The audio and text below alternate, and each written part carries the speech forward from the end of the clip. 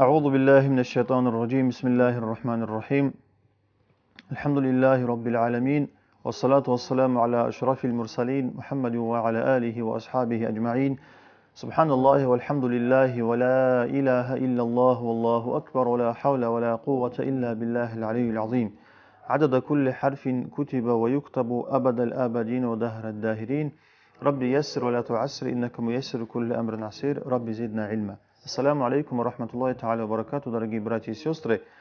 Мы продолжаем читать уроки по исламскому вероучению, и сегодняшняя наша тема будет разбор пятого сифата, пятого обязательного сифата для Всевышнего Аллаха.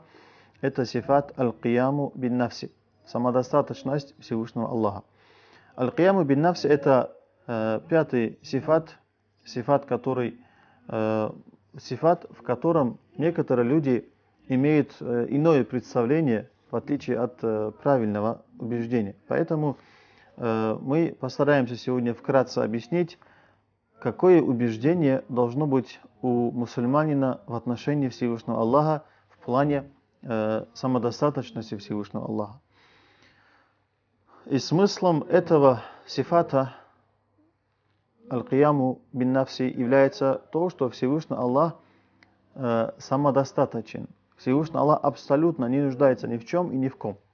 Это означает, что Всевышний Аллах не нуждается ни в месте, в котором бы он находился. Всевышний Аллах не нуждается ни в том, кто воздействовал бы на него каким-то образом. Если мы говорим о творениях Всевышнего Аллаха, то в любом случае каждое творение, даже человек, нуждается в том, кто будет на него воздействовать. Потому что если человек заболел, то его нужно лечить. Если у человека, например, какие-то проблемы, он нуждается в помощи. И в любом случае, даже если человек относительно является самодостаточным, он не является самодостаточным в отношении Всевышнего Аллаха, потому что Всевышний Аллах даровал ему жизнь, Всевышний Аллах дает ему здоровье, и Всевышний Аллах может любым образом воздействовать на человека. Но нету такого, чтобы на Всевышнего Аллаха кто-то воздействовал. Нету такого, чтобы Всевышний Аллах в чем-то нуждался, будь это место, будь это направление, будь это что-либо иное. Поэтому мы говорим, что сущность Всевышнего Аллаха, оно не нуждается ни в чем абсолютно. И для существования Всевышнего Аллаха никто никакое воздействие не делает. На Всевышнего Аллаха никто не воздействует, потому что Всевышний Аллах абсолютно самодостаточный. Смысл того, что Всевышний Аллах самодостаточный, это следующее.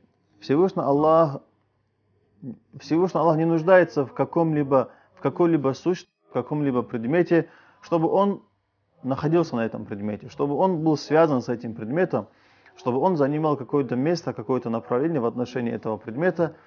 И Всевышний Аллах также не нуждается в том, кто бы его сотворил. Всевышний Аллах не нуждается в том, чтобы его кто-то сотворил, кто-то создал, потому что Всевышний Аллах сам является Творцом, Создателем всех вещей, абсолютно всего. Поэтому Всевышний Аллах самодостаточен. Доказательством того, что Всевышний Аллах является самодостаточным, в отличие от его творения, является следующее. Если человек говорит, что Всевышний Аллах в чем-либо нуждается, например, что Всевышний Аллах нуждается в каком-либо месте, или же, что Всевышний Аллах нуждается в какой-либо сущности, в котором бы проявлялся Всевышний Аллах. Например, если мы говорим, что цвет белый, то для того, чтобы этот цвет проявился в чем-то, должен быть какой-либо предмет. Если мы говорим, что книга белая, значит, белизна – этот цвет. Чтобы этот цвет проявился, нужна книга. Без этой книги цвета тоже не будет. Но Всевышний Аллах так не нуждается. Всевышний Аллах не является тем, кто нуждается в чем-либо для своего проявления. Если бы Всевышний Аллах нуждался бы в чем-либо, в какой-либо сущности, чтобы в нем проявиться, то это был бы не Всевышний Аллах, это был бы атрибут, это был бы сифат. А Всевышний Аллах, как является сифатом, белизна, например. А Всевышний Аллах, он не может быть сифатом, потому что Всевышний Аллах описан сифатами. значит Всевышний Аллах не может быть сифатом, сам он не может быть сифатом, потому что он описан сифатами. А тот, кто описан сифатами, тот, кто описан качествами, он сам качеством не является. Из этого мы понимаем, что Всевышний Аллах не является качеством, и он не нуждается в чем-либо, чтобы в нем проявляться. Поэтому в этом плане самодостаточность, абсолютное бесподобие Всевышнего Аллаха мы поняли. Что касается Создателя, мы знаем, что человек, он нуждается в Создателе. Человек нуждается в том, чтобы его создали. Более того, когда ребенок рождается, когда человек рождается, он нуждается в том, чтобы за ним ухаживали. Он нуждается в том, чтобы его воспитывали, чтобы его кормили, чтобы его учили этой жизни, как нужно жить, как нужно работать, как нужно учить. И поэтому в любых отношениях человек в ком-либо нуждается. А Всевышний Аллах не нуждается ни в чем и ни в ком. Потому что если бы Всевышний Аллах в ком-либо нуждался бы, допустим, для того, чтобы Всевышний Аллах существовал, если бы он нуждался бы в ком-либо для существования, то он был бы сотворенным. Потому что если для существования человек нуждается в том, кто его создает, значит он является созданным. Поэтому мы говорили уже, и мы поняли, каждый мусульманин знает, что Всевышний Аллах не является созданным. Поэтому отсутствие нужды Всевышнего Аллаха в Создателе очевидно, и с этим никто спорить не будет.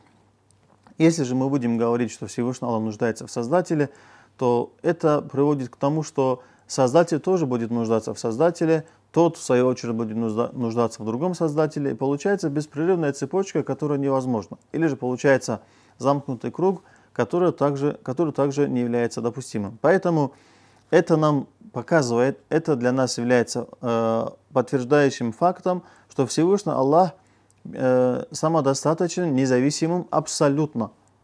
То есть абсолютно это значит ни от чего не зависит существование Всевышнего Аллаха, ни от чего не зависит афааль, деяние Всевышнего Аллаха. Если человек для того, чтобы что-то поднять, нуждается в руке, в пальцах, в силе, в мышцах, то Всевышний Аллах в этом не нуждается.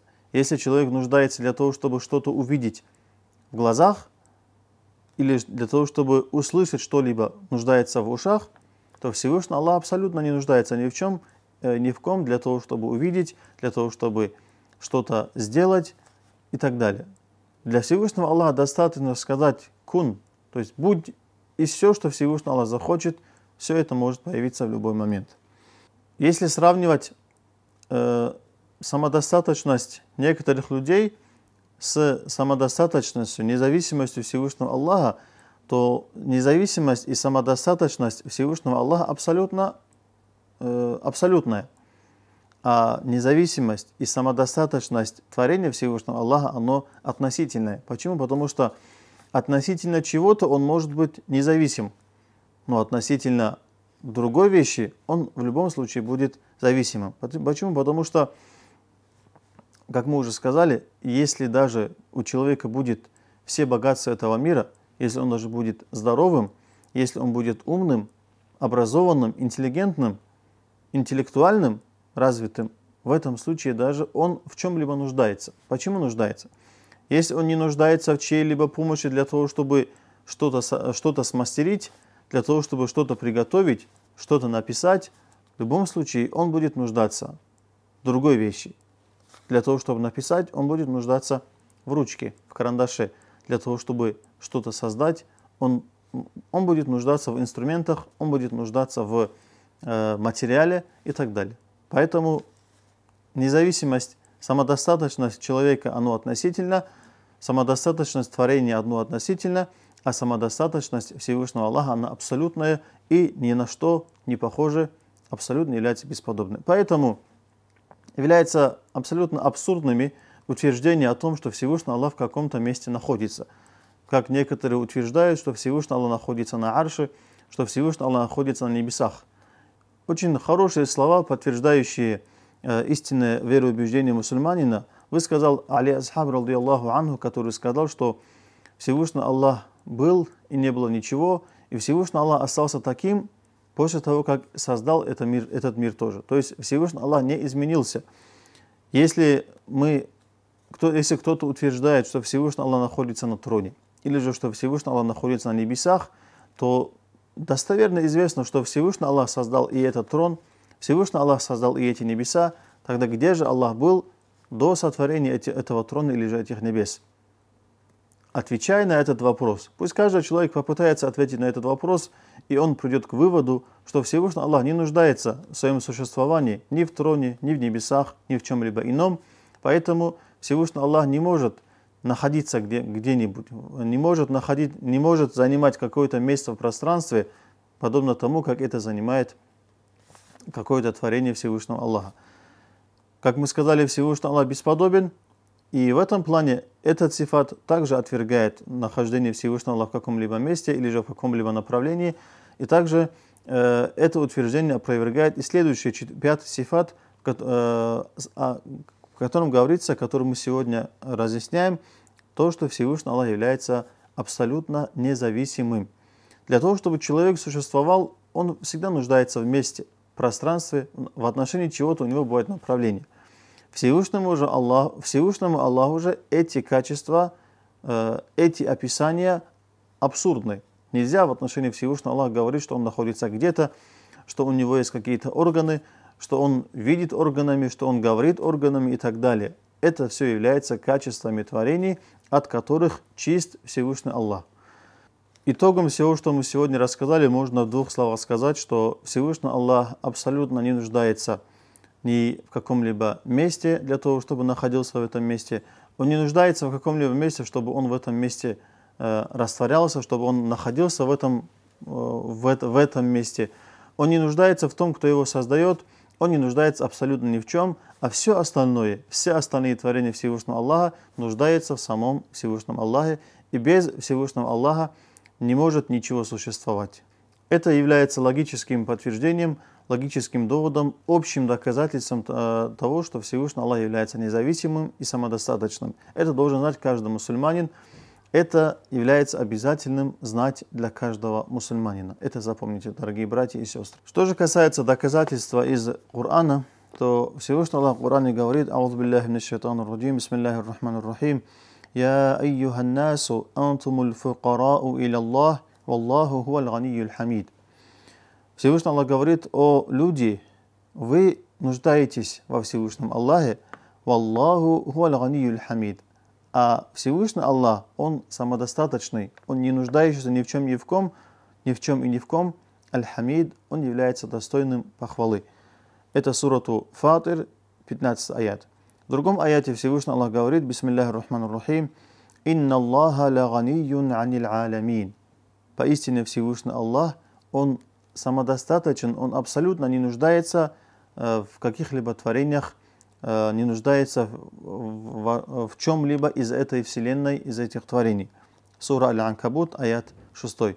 Из этого мы понимаем, дорогие братья и сестры, что Всевышний Аллах является самодостаточным, и что каждый мусульманин, для того, чтобы его вера была правильной, полноценной, в отношении Всевышнего Аллаха должен быть убежден, что Аллах абсолютно не зависит ни от чего и ни от кого, что Всевышний Аллах самодостаточен, и что не нужны Всевышнему Аллаху наши поклонения, наши добрые дела, наши оставление грехов и так далее. Это нужно нам самим.